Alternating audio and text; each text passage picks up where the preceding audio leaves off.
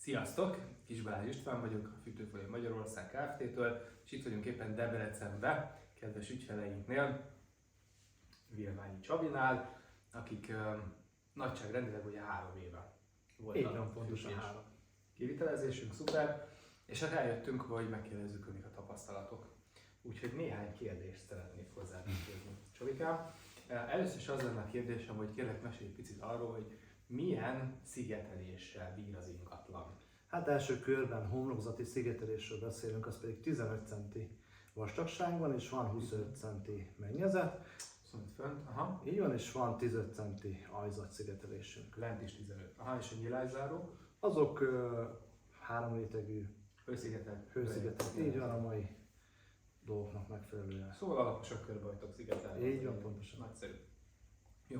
Ha jól tudom, ugye nagyon sok munka volt a házikóval, amíg most ilyen nagyon szép állapotúvá vált.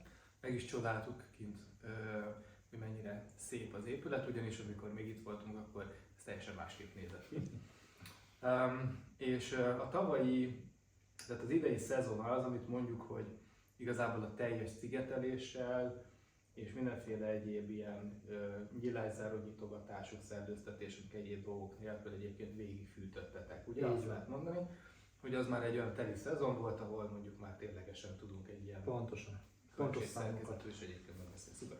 Mondod, hogy először is kiválasztottátok a fűtés technológiát, hogy mivel szeretnétek igazából fűteni, hatékonyság, egyéb szempontok alapján, és akkor utána meg a céget néztétek meg, hogy milyen szimpi, milyen referenciái vannak, mennyire megbízható, pénzt utaltok, akkor nem tűnik el, ugye? Nem tudom én, milyen történetek, ezek azért fontosak, és akkor ezeknek úgy alapvetően tök jó megfelelni, és azóta is minden happy és minden jó. Szupi, hát nagyon köszönöm egyébként az őszinte válaszodat.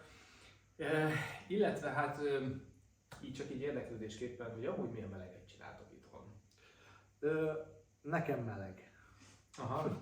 Szóval mondjuk azt, hogy... Hány fokra fűtötök egyébként? 27, és inkább közeledünk a 28-hoz, de inkább a 27 az átlag, amit tartjuk minden téli és időszakokban. Fagyos szentek vagytok egyébként. Így van. Jó, hát meg sem említettem egyébként, hogy Csabiéknál amúgy mennyezetfűtés van.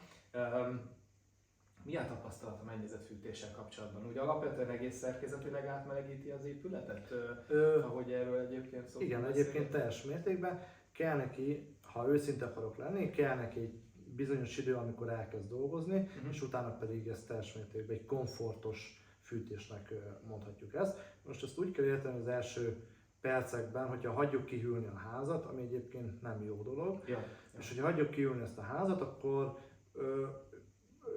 ő maga egy kicsit kellemetlenül jön elsőnek az a úgy mondjuk arcba csap a meleg hirtelen. Mivel a fűtés jó, és ő jó tolja, így van, és emiatt egy picit kellemetlen, de egyébként ez nem kellemetlen, csak nem úgy használjuk ezt, ahogy kéne egyébként, hogy egy állandó hőmérsékletet tartunk a házban. Értem, tehát az valóban feltemperálja a padlót is a mennyezetfűtés, így a sugárzó hőnek köszönhetően, tehát ezt tapasztaljátok, hogy jó, hát nem lesz nyilván 40 fokos a padló, de nem jéghideg, hanem fellangyosítja, felmelegíti. Egyébként ez számunkra is egy furcsa dolog volt, ha őszinte akarok lenni, és meglepődtünk mi is egyébként. Ez, hogy egyébként mondjuk azt, hogy egy kicsit nem hittünk benne, nem, tényleg egyébként, ha őszinte akarok mondani, nem hittünk benne, de megcáfolta.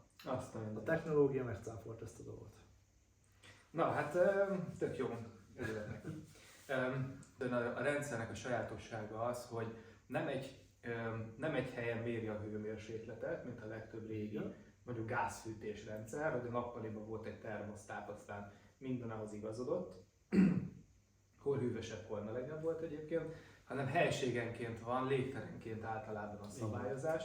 Ez kényelmesebbé teszi a rendszer használatát? Egyébként használjátok ezt? Sokkal kényelmesebbé, mivel így van minden szoba helység kialakítva, ezért úgymond már muszáj is vagyunk így használni ezt a dolgot. Itt mondjuk az, hogy az asszony és az én akaratom teljesül több időben, mert ő azt mondja, hogy ő sokkal ő fázósabb, ezért a nappali az övé, ezért itt melegebb van, a hálószoba az enyém, és ott hűvösebb van ebből tekintetve, úgyhogy ez egy elég komfortos dolog, meg a mai igényeket kielégítve azt mondom, hogy ez egy alapkövetelmény. Nagyjából hogy néz ki egyébként így költség tekintetében? Nyugodtan beszélhetünk kilowattórákról, mert ugye Csabi, mint villanyszerelő, szaknyelven tudja ezt a dolgot elmesélni, és akkor ebből tudunk egyébként felszámolni. Így van. Hogy lesz, hogy néz ki. Én már előtte én készültem erre azért egy picit, és én nem is forintokba akarok beszélni, mert ez minden háztartásnál másképp Oké. jön ki a matek, ha mondhatjuk így, inkább kilowattokba beszélünk, mint ahogy mondtad is. Nekünk egy számokba itt nálunk egy 120 négyzetméteres háznál 27 fokos fűtési hőmérséklettel számolva, ezt azért kihangsúlyoznám.